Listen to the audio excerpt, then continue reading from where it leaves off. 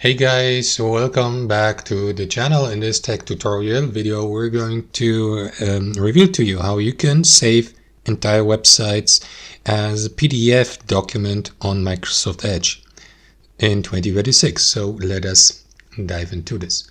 So guys, this method uses the Microsoft Edge built-in printing feature, and you can apply this basically to any website you visit here.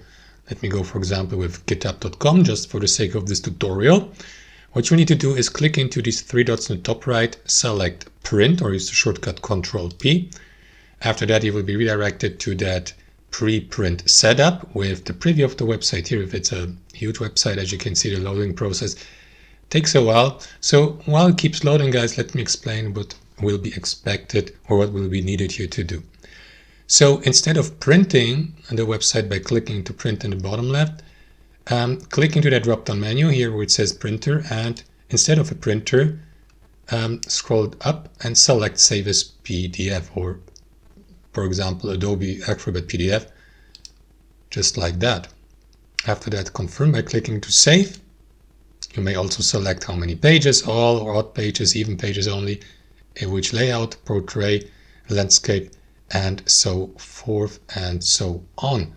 And after that, the save process will start. It may take a moment, as you can see.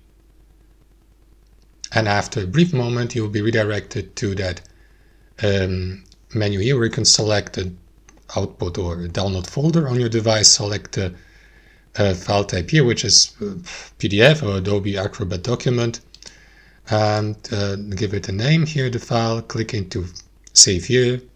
It's not in English for my operating system, but it will be for you or in your native language or operating system's interface language, to save it into that folder on your device as a PDF, the entire website. That's how it works, guys. Thanks for watching.